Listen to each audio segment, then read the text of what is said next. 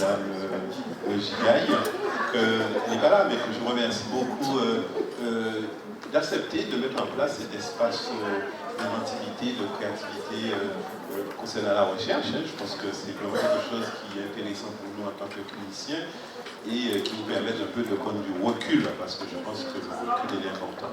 Alors, traiter de la question du psychotrauma, je sais que... Alors, je suis aussi un petit peu formateur national de son suicide. Je développe aussi à former beaucoup de personnes sur le territoire concernant le suicide. Et coordonnateur aussi de la CUM, c'est l'illusion psychologique, et depuis très peu avec ce DU qu'on a mis en place, qui est un DU super intéressant avec une promotion d'une quinzaine de personnes. On essaie un petit peu de traiter de la question du psychotrauma, mais plus avec cette orientation anthropologique, cette clinique qui nous concerne. Alors, c'est pas facile de traiter la question du psychotrauma aux Antilles, hein, parce que premièrement, il y a très peu de papiers écrits dessus dans un premier temps, et c'est pas facile non plus aussi de traiter l'accompagnement du psychotrauma en Guadeloupe, simplement parce qu'en fin de compte, ça commence à se structurer, mais on doit vraiment arriver à mettre en place un dispositif qui permet de parler de parcours. Hein? Donc je pense que là, on est sous la question de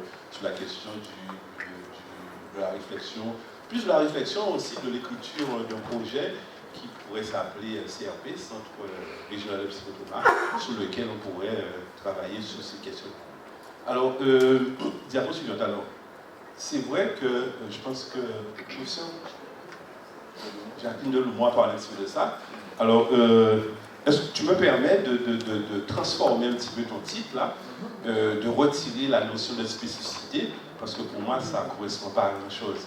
Alors, j'ai préféré singularité, c'est-à-dire ce qui nous caractérise et nous différencie des autres, ce qui fait qu'on est certain d'être soi-même et pas un autre, même si le réel de notre être nous est inaccessible. Donc, à la base, je disais ça, donc je préfère un petit peu ce terme-là. Et après, pour moi, c'est un mélange de ce qui nous compose, hein, de notre caractère, notre personnalité, nos valeurs, nos qualités et nos défauts. C'est ça qui fait de nous un individu unique parmi les milliards de personnes dans lesquelles nous vivons. Diapositive. Alors, j'ai décidé un petit peu de... C'est vrai que je n'écris pas très gros. Hein. Je n'écris pas très gros, c'est du 16. Pourtant, ça ne sort pas. Normalement, les mémoires, c'est du 12. C'est du 16 et pourtant, ça ne sort pas. Alors, je vous propose de faire un petit... dans ce premier temps, de parler un peu de l'histoire du psychotrauma rapidement, après d'essayer de définir la notion de psychotrauma. Puis de faire une petite articulation entre parce que l'esclavage et si je ne fais pas ça, je pense qu'on a la salle. De faire une articulation entre les conséquences de l'esclavage et le psychotrauma et finir un petit peu par quelque chose qui serait du traitement de la prise en charge. Donc si ça vous convient, on peut y aller. Alors, c'est vrai que la question du psychotrauma, c'est une question qui est traitée depuis longtemps. Hein. Donc lorsqu'on regarde un petit peu, on va faire une revue un petit peu des papiers qui existent sur le plan historique. On voit que dans l'Antiquité, nous avons beaucoup de situations où déjà les gens parlaient un petit peu de psychotrauma. On a le cas du guerrier Atérien Visotte qui nous ramène lors des guerres, hein, des symptômes comme des cécités hystériques émotionnelles en pleine bataille. On a aussi des rêves traumatiques dans le traité des songes d'Hippocrate, 400 avant Jésus-Christ. Et aussi le jeune roi Charles X, au lendemain du massacre de Saint-Barthélemy, qui nous parle d'hallucinations et de cauchemars terrifiants. Donc on voit quand même que c'est quelque chose qui est inscrit un petit peu depuis l'Antiquité. Et lorsqu'on travaille un peu la question, on voit que justement, il y a des éléments. Là, on a une diapo où les symptômes, hallucinations diurnes, à l'image plutôt le texte, effet neuromusculatif, cauchemar pneumatique, illusions sont des choses qu'on va retrouver par le passé dans la symptomatologie un petit peu de la question du psychotrauma. Alors, on a les précurseurs, on a les novateurs, et puis après les personnes qui vont continuer cette histoire-là. Donc, à la même époque, deux pièces de Shakespeare, Roméo et Juliette et Henri IV, mentionnent les rêves de bataille et on va décrire des symptômes psychopathiques ressentis par le couple, torturé par la tribulation de sécurité. Il font des crimes, et après, tout de suite, après, sur ça. Alors, quelques décennies plus tard, on a nos psychiatres, Pinel, qui va parler un petit peu de l'idiotie, de la manie, de la mélancolie. On a des psychiatres aussi, médecins de la reprise qui vont parler aussi de forte anxiété cardiovasculaire due à l'épuisement et à la frayeur. Et après, Charcot va venir dans le traité clinique de psychothérapie.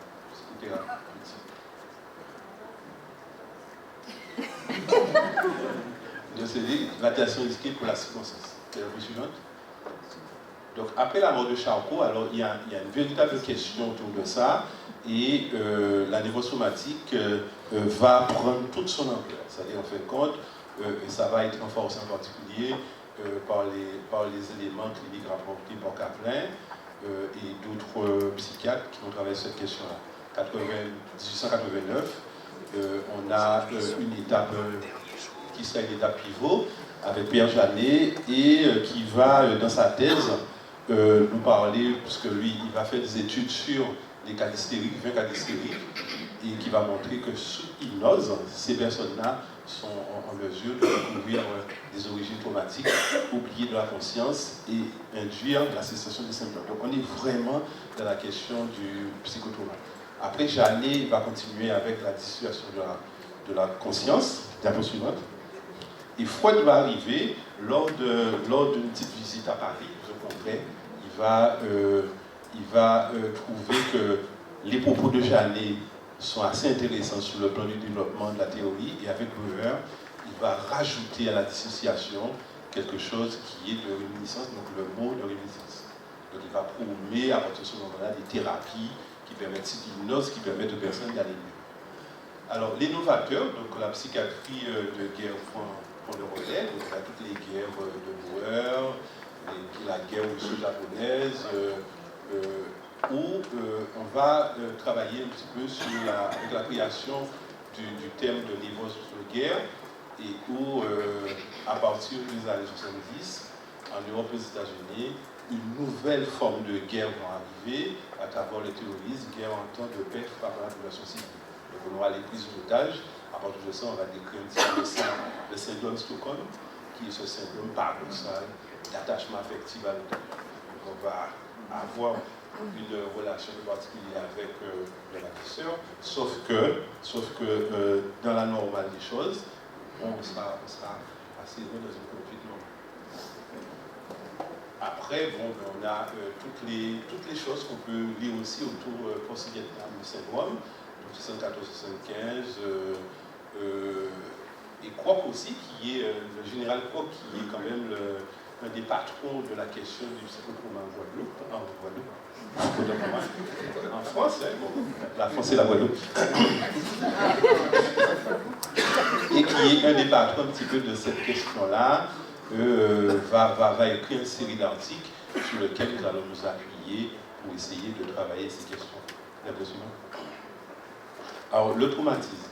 Alors, le trauma, c'est quand même une notion qui est empruntée à la chirurgie. Hein, c'est pas une notion qui est empruntée à la psychologie. Et au grec ancien qui veut dire traumatismos, signifiant action de blesser. Mais dans son acception française, on va plutôt s'arrêter sur le thème de blessure. En psychologie, le concept de psychotrauma, psychisme ou trauma étant empruntée à la pathologie chirurgicale, comme je disais, il signifie transmission d'un choc mécanique exercé par un agent physique extérieur sur une partie du corps et provoquant une blessure ou une contusion. Donc cette notion aussi a été transportée à la psychopathologie et avec la définition que le trauma psychique et la transmission d'un choc exercé par un agent psychologique extérieur sur le souci provoquant des blessures psychologiques, que ces dernières soient transitoires ou définitives. Ça veut dire en fait compte, ça peut être quelque chose de définitif comme ça peut être quelque chose de transitoire. C'est bon suivant? On va aller vite. Oui, mais l'autre partie est beaucoup plus intéressante. Donc, ça, vous allez pouvoir trouver ça dans un livre, Google, tac, tac, vous trouvez ça. L'autre partie, je n'avais pas trouvé ça dans un livre, donc je vais pouvoir rester un peu plus de temps. Alors, Freud va dire que le concept de traumatisme est donc tout relatif et dépend du rapport de force entre les excitations venant du dehors et l'état constitutionnel et conjoncturel de la barrière de défense qu'il reçoit. Alors, et c'est là que Freud a introduit le concept de corps étranger, hein, pour expliquer que cette excitation est venue dehors. Lui, Koch, après, en 2007, il nous dit que le phénomène d'excitation, donc ça c'est très important, la question, la dimension de l'effroi, hein, c'est très important, du psychisme et du débordement des défenses. C'est comme si on avait des défenses et que ces défenses-là n'avaient plus de solidité et étaient sautées un petit peu par des émotions provoquées par ces excitations afférentes à son niveau agressif ou menaçant pour la vie et pour l'intégrité. Alors, ce qui est intéressant dans la définition de Koch, on a que d'un individu qui est exposé comme victime, donc ça veut dire en fin de compte, je peux me retrouver dans ce braquage-là et que bon, je suis exposé, donc je suis victime, comme témoin, donc je peux par exemple, mes collègues peuvent me raconter, voilà, j'ai suivi un braquage et moi j'étais pas au moment du braquage et pourtant je développe les mêmes symptômes que la personne qui n'était pas là, ou comme acteur, effectivement, tout un chacun de nous, on traite. On accompagne, par exemple dans l'écume, on accompagne les personnes qui sont souffrantes psychologiques par rapport à un événement particulier. Et nous aussi, en tant qu'acteurs, on peut être malmené par ça sous le syndrome qu'on appelle le syndrome du carrière. Alors, si je m'arrête un petit peu sur le DSM-5, bon, c'est pas ma question, c'est plutôt la question des psychiatres. Mais je suppose qu'il y a des psychiatres dans la salle, il n'y en a pas, ou quelqu'un d'autre pourra aller leur dire. Psychotraumatisme, exposition à mort effective ou menace de mort, donc il peut y avoir mort effective comme il y a dans la menace de mort, blessure grave effective ou menace de blessure, violence sexuelle affective ou menace de violence sexuelle. Alors c'est vrai, Freud avait beaucoup travaillé de cette question-là, il disait qu'il y avait infraction parce qu'il y avait une violence sexuelle. Mais ça, on dit menace. S'il y a une menace de violence sexuelle, effectivement, on peut être dans cette situation-là. Et c'est pour ça que c'est super compliqué dans les expertises psychologiques ou psychiatriques de faire la différence entre ce qui est de l'acte posé, ce qui est de la menace et quelle est la conséquence psychologique un petit peu sur la personne qui subit cette violence. Alors, d'une ou plusieurs manières, donc expérience directe, témoin direct, personne informée de l'exposition traumatique de proches, ok? Dans aussi le DSM-5, avant, on ne pensait pas que les proches pouvaient faire partie des victimes directes. Maintenant, dans la maison, il y a quelqu'un qui a subi un traumatisme. Les proches qui sont là, maintenant, rentrent dans la catégorisation des victimes directes, alors que ce n'était pas le cas auparavant. Et par exposition répétée, récemment d'état impédique, des événements traumatiques qui, comme je disais tout à l'heure, s'appelle le trauma vicarieux. Ça veut dire, en fin de compte, lorsque nous, en tant que personnel soignant, en tant que clinicien, nous travaillons avec des personnes qui sont exposées, forcément, nous aussi, on doit se faire accompagner pour ne pas justement développer ce qu'on appelle un trauma vicarieux. C'est de plus en plus petit. Alors, exposition traumatique, 30,2%. Merci. 30,2% de la population générale en France est exposée à un événement traumatique. 98% de patients hospitalisés en milieu psychiatrique en Martinique a été exposé à au moins un événement traumatique. Okay? Donc ça veut dire que c'est quand même quelque chose qui est très important. Et on discutait un petit peu avec Bernard, il disait qu'en fait de compte, c'est une problématique que justement qu'on ne traite pas beaucoup. Mais effectivement, je pense qu'aujourd'hui, il serait vraiment qu'on puisse tenter dans notre prise en charge, avoir une écoute particulière à la question du trauma, parce que je pense que si on traite le trauma, peut-être qu'on pourra mieux soigner les personnes qui présentent des problèmes psychiatriques. Alors, psychotrauma et culpabilité, c'est vrai que le professeur a beaucoup parlé de culpabilité, hein. 75% des TSPT sont associés à au moins un trouble comorbide. Okay? Selon une étude de Vilva, qui est professeur de psychiatrie à Lille. Le trouble dépressif, un trouble comorbide le plus fréquent. Donc, plus fréquemment, on trouve dans les psychotraumas des problèmes de dépression. Et le risque suicidaire est fortement accru. Comme disait Dr. Rino, dans ton étude sur l'EMS, 9% des personnes en Guadeloupe, dans l'enquête de santé mentale 94, avaient présenté un risque suicidaire. 9% c'est beaucoup, 9% sur 400 000 machins, 36 000 un peu, tout comme ça. J'avais déjà calculé ça. Alors, je suis d'abord suivant. Alors, le psychotraumatisme, évolution. Alors, Événement traumatique. On a un événement traumatique, ça va subir, par exemple, tout ça dans les cyclones. Hein. On va subir un cyclone, accident de la route, machin, on va subir un événement traumatique.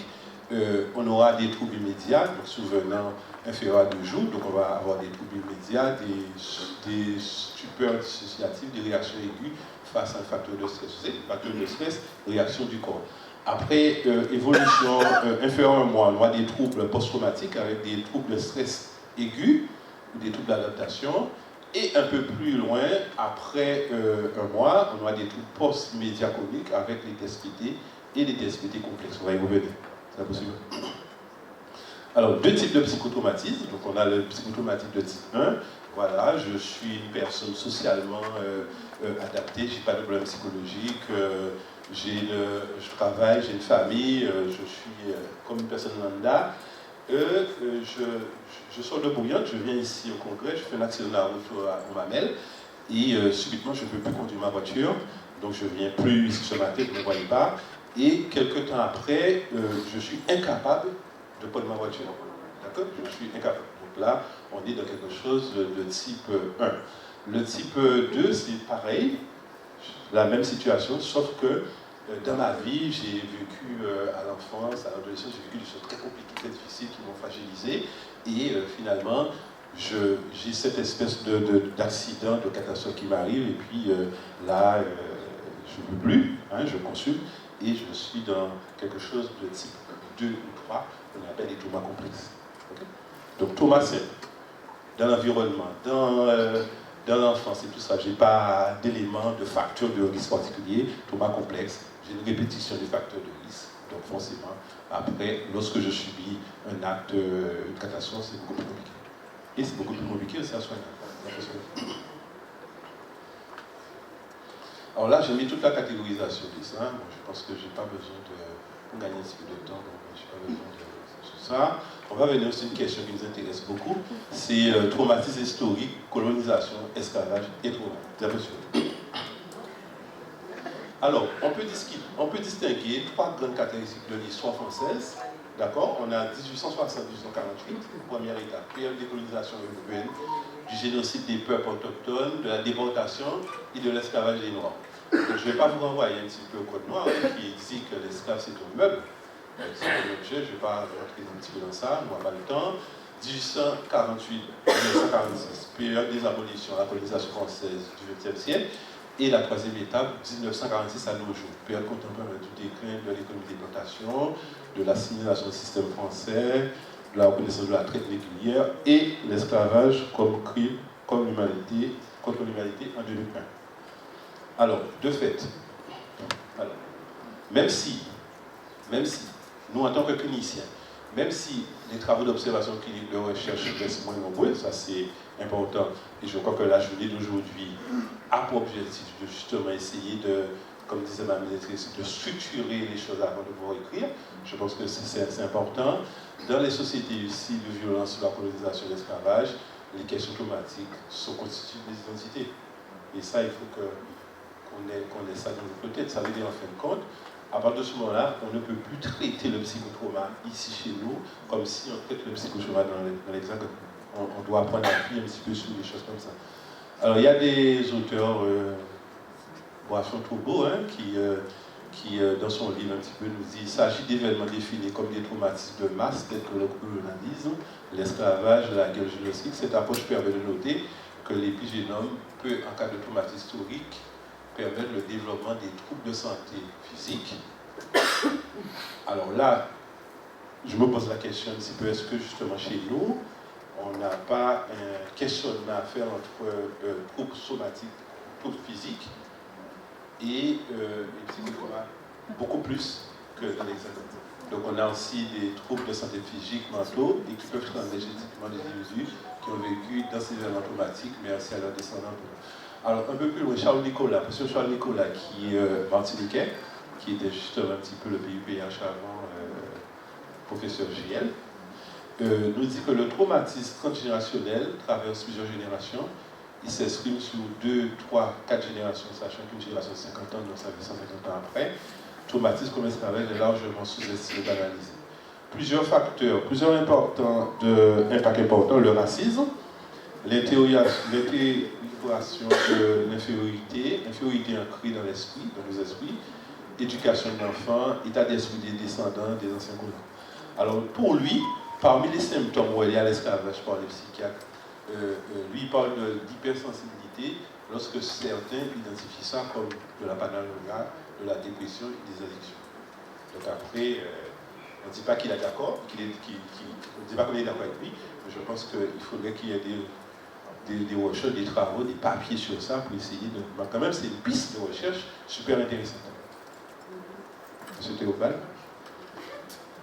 Alors, donc en fait, le risque de révolte est permanent. C'est-à-dire qu'on a toujours les gens et après, il faut savoir comment ça peut s'exprimer, ces révoltes-là. Sur ce fond de déshumanisation quotidienne, la vie quotidienne est traumatisante. Même si souvent on dit, bon, il y a la mer, on est cocotier, mais n'empêche que lorsqu'on travaille en psychiatrie, on va quand tu vas à la gestion, tu vois quand même s'il y a la mer et cocotier, il y a quand même des troubles qu'il faut qu'on s'en occupe. Ok. Alors, j'ai remarqué, je ne sais pas si vous avez remarqué, maintenant de plus en plus le fruit à la mode au carnaval. Ouais, le fruit. Vous n'avez pas vu que le fruit était au carnaval maintenant il y a des concours de fruits. Hein, alors qu'avant, le fruit, on ne voulait pas parler du fruit, maintenant il y a des concours de fruits à la place de la victoire. Donc ça, c'est quand même un élément assez important. Donc, on sait que aujourd'hui, que les traumatismes se transmettent aux générations suivantes. On parle de transmission épigénétique, je ne sais pas si vous avez déjà un petit peu parlé de ça. On peut se poser la question, et c'est une question qui reste une question ouverte et sur laquelle on pourra travailler. Que reste-t-il de ces traumas chez les descendants d'esclaves dans leur psychologie? Donc ça, c'est pour, comment ça s'appelle, Jacqueline, elle est pas. Dès qu'on aille voir Jacqueline, elle lui demander comment elle peut nous aider à traiter cette question complexe. Parce que c'est une question complexe. Suivant. Alors, on se rend compte que selon l'ONU, 50 millions de personnes dans le monde sont victimes d'esclavage moderne en 2021. Pas rien. Et on sait aussi que l'esclavage moderne est présent dans presque tous les pays et traverse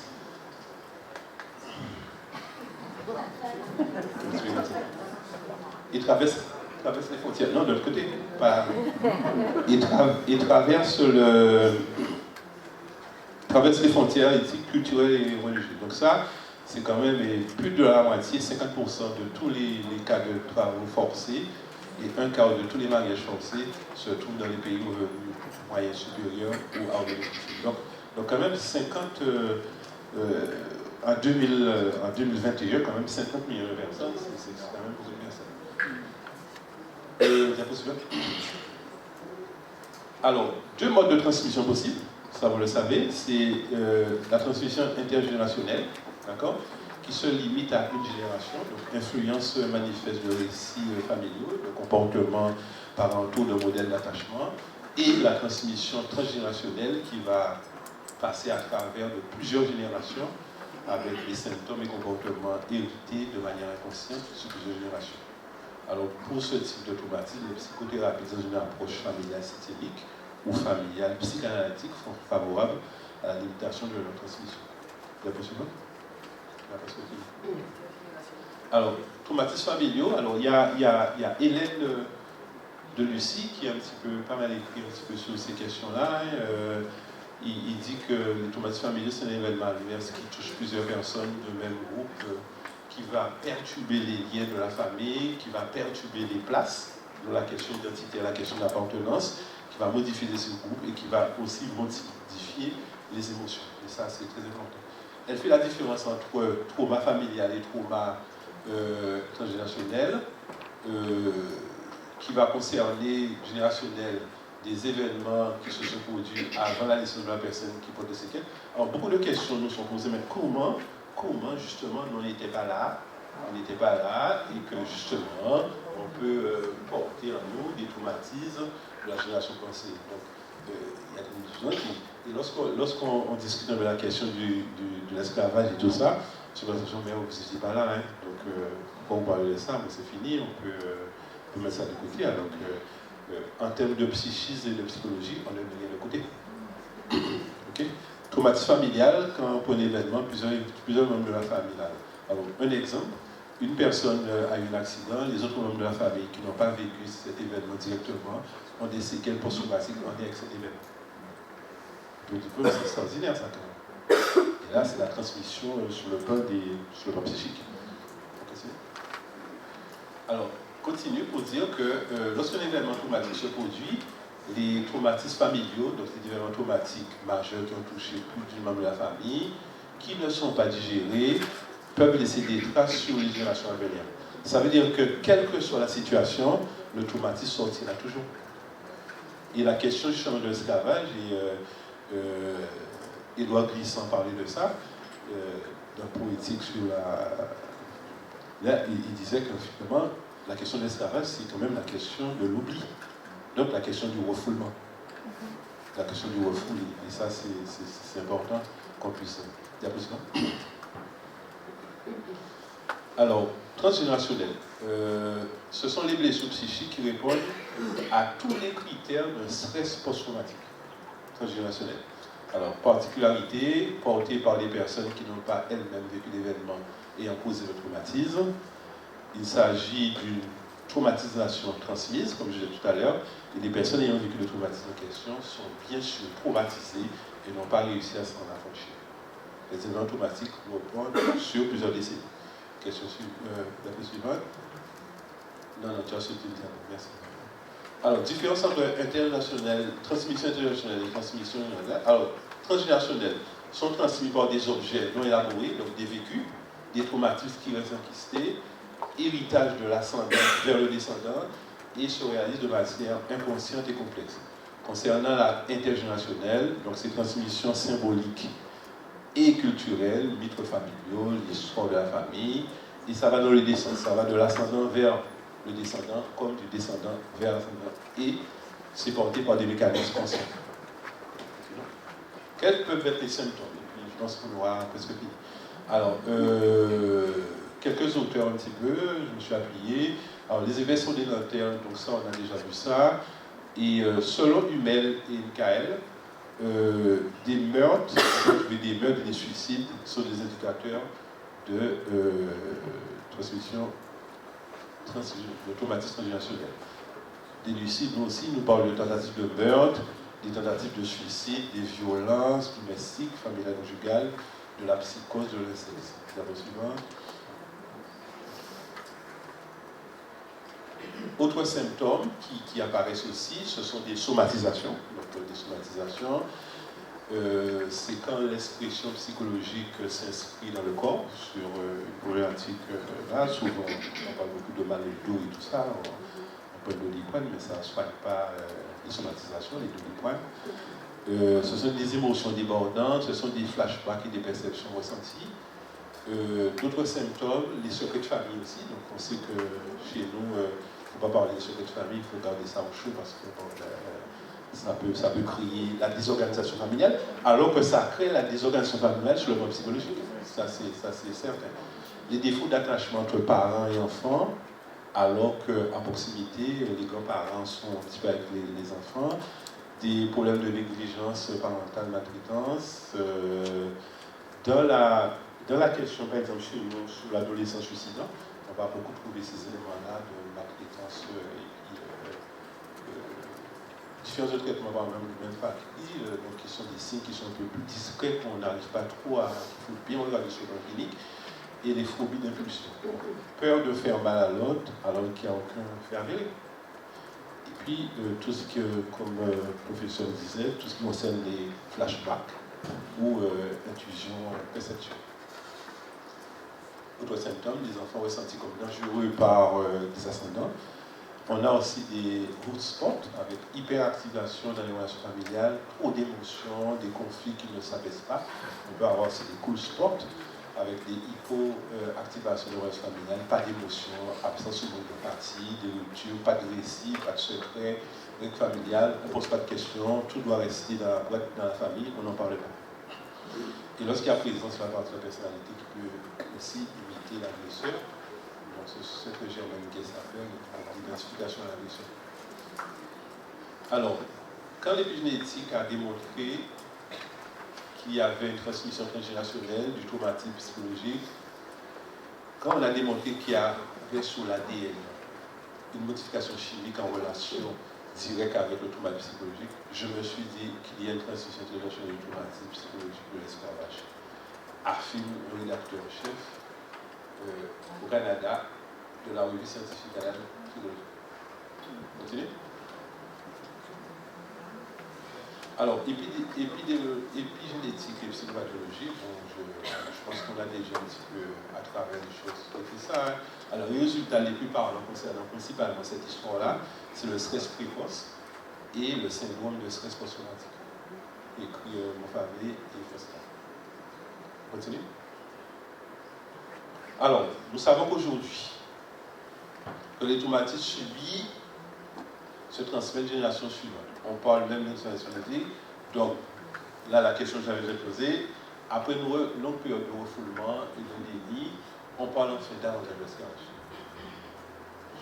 1er mai, il y a beaucoup de commémorations dans toutes les communes, il y a plein de marches, on monte à acheter des graisses, on va des bourgeois, des graisses, on va faire tout ça. Il y a plein de choses. On peut se poser la question, est-ce que c'est une bonne chose? Pourquoi? Ça, c'est une question dans la recherche qui est là. On a beau masquer la vérité, tôt ou tard, c'est des vents. Et quand Simone de Beauvoir dit, le principal fléau de l'humanité n'est pas l'ignorance, car l'ignorance a souvent des excuses, mais le refus de savoir. Mais il faut se poser la question, pourquoi on refuse de savoir? Est-ce qu'il n'y a pas de la souffrance, l'anxiété dans la boîte à pouvoir un petit peu savoir les choses possiblement? Alors, comment guérir collectivement de ces traumatismes transmis? On a fini. Alors, la question de la résilience, là, elle est posée. C'est vrai qu'elle se face à des obstacles régulièrement qui peuvent prendre des forces masquées ou des parfois violentes. Alors, guérir les blessures de l'esclavage suppose des initiatives individuelles, d'accord? Aussi des initiatives collectives. Déclaration officielle, donc c'est surtout ce qu'on a la commémoration de la part des Blancs et des Noirs.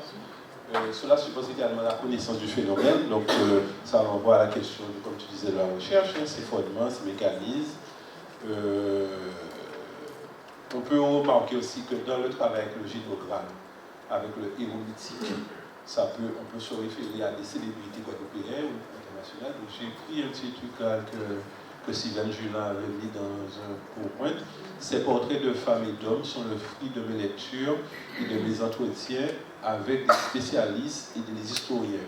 De Lucie à Barack Obama, en passant par les hommes de la Béatrice, Kiel, Algeria, Aimé Césaire, Martin Luther King et bien d'autres encore, ces étoiles m'ont permis d'éviter la victimisation, d'être capable de croire en l'homme et surtout d'avoir confiance en moi. C'est dans Mes étoiles, de Yann Thuram, 2009. Alors, réparation, comprendre son histoire, donc l'analyse transgénérationnelle répond à un besoin naturel. Donc, il faut clarifier nos propres expériences de vie, il faut nous émanciper des héritages aliénants, transmettre un héritage générationnel positif, remonter sur plusieurs générations sur qu'on pense qu'il n'était pas possible, ça c'est possible de le faire, en thérapie, on continue. On continue. Créer une narration. La narration, c'est la parole libre de cette question-là. Une histoire qui a du sens et qui peut être transmise, ça c'est très important. Parler aux organisations traumatiques, ça c'est pas évident. Parler aux organisations, c'est très difficile. Donc ça suppose de traduire des mots, des expériences violentes et imminentes. Ça c'est pas évident. À quel développement on le fait psychologique, ça il faut qu'on ait des éléments de repérage par rapport à ça. Et comment peut-il comprendre des éléments qui sont hors de la dimension psychique? Voilà, donc c'est une question un petit peu... il faut presque qu'il y ait un travail autour de ça qui permet de de réélaborer des choses pour que justement on puisse parler des enfants de ce genre de choses. Donc c'est toute une pédagogie qui me paraît importante. On est peut-être vers la dernière, non? Alors, la psychothérapie, c'est un travail de mise en scène réussi, hein, donc disclosité, donc c'est l'équivalent de 89. La mise en récit permet notamment de réinscrire l'événement traumatique dans une histoire, ça c'est important, qui permet qu'on puisse, nous, accepter cette portion de nous sans avoir honte et se réconcilier avec ces deux parties du moi que Freud appelle le clivage. Alors, il est essentiel que les intervenants comprennent qu'il ne s'agit pas de processus conscient, donc ça c'est important de bien le poser, ni de mensonge, ni d'hypocrisie organisée, c'est plus un aveuglement qu'une usage conscient. C'est Calicis qui nous le dit. Alors, le génogramme, j'ai déjà parlé de ça, donc on peut passer dessus. Voilà. Le génogramme nous permet de remonter sur plusieurs générations. Et donc, c'est intéressant. Et on a toutes nos thérapies, MDR, les thérapies cognitives et comportementales, les thérapies familiales, la pleine conscience, la sophrologie. Mais, comme la journée c'est sous le sceau de la recherche, il y a aussi cette négociation, mais ce côté impératif qu'on puisse prendre de la distance un peu du travail clinique de tous les jours et qu'on puisse, c'est vrai que on dit qu'il y a beaucoup d'expérience, et le docteur il nous le disait, même si aussi il y a des papiers. Le docteur il a écrit un papier sur le... Vous avez lu le papier de Dr Hino sur de souffrance et pourquoi, pour souffrance et résistance, pourquoi on préfère les remèdes rasiques et machin, vous avez lu?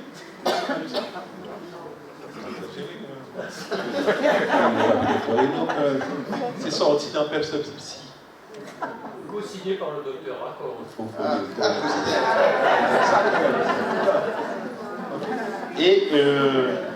Et voilà. Et depuis, donc, pour faire le lien un petit peu avec la recherche, depuis septembre 2025, nous avons mis en place le DU psychotrauma avec l'université Antilles-Guyane, hein, et ça c'est une belle, c'est vraiment, on a une première promotion qui est super intéressante. On aura l'évaluation écrite en fin juin et la présentation des mémoires en septembre. Et on pense, sur les sujets qu'on a reçus, on pense avoir des papiers intéressants sur cette question de psychotrauma. Je pense que ça, c'est vraiment quelque chose de super intéressant. Alors, combien de diapos qu'il y a encore, monsieur Théobald? C'est fini. Okay. Donc, j'ai mis de manière très petite un certain nombre de choses là. Mais je ne sais pas. On a prévu de publier un petit peu tout ça ou pas? Non? On n'a pas prévu de. Tu as prévu ça, Bernard? Diffuser ou publier, j'en sais rien. Quand je dis publier, oui, mais quand je dis publier, on est dans une journée scientifique, avec un S, de santé mentale, organisée par le PSF. Donc ça veut dire, on peut, ça peut être le départ, tout est possible. Merci beaucoup. Hein. Bon, merci d'essayer de faire en sorte que ce soit très amusant.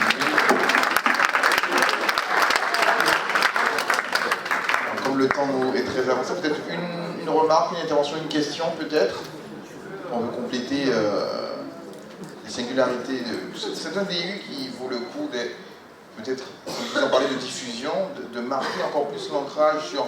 Parce qu'il existe des DU de psychotrauma, il n'y en a pas forcément, ce n'est pas les plus nombreux, hein, mais c'est de savoir un peu, d'accentuer sur les spécificités, singularité, tu as utilisé le mot, d'essayer de voir un peu comment psychotrauma, société transgénérationnelle, épigénétique, ça peut avoir du sens, peut-être d'appuyer dessus, que ça concernerait les gens qui s'intéressent à l'ethnopsychiatrie, d'autres qui s'intéressent aux sociologues, aux anthropologues, qui seraient sensibilisés à ces questions-là. Ça peut être un bon argument de vente. Oui, parce que c'est un DU qui démarre, si tu veux, avec des anthropologues, des sociologues. C'est un DU qui démarre sur ça, qui permet un petit peu de faire d'ouvrir le scope. De faire un petit peu construire le chemin. Que nous, on puisse venir avec un va-et-vient dans ceux qui écrivent par ailleurs et trouver, parce que finalement, on se rend compte quand même que lorsqu'on essaie de grappiller, on passe par-là, on a quand même quelques papiers. Quelques papiers.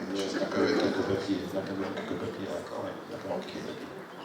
Merci beaucoup. Et c'est un DI aussi qui est référencé par le Seine-Désert, qui est le Centre national, Seine-Désert, le Centre national de résilience, hein, qui est une structure scientifique reconnue. Donc quand même, c'est un DI qui a du poids. C'est le premier diplôme en santé mentale sur le territoire.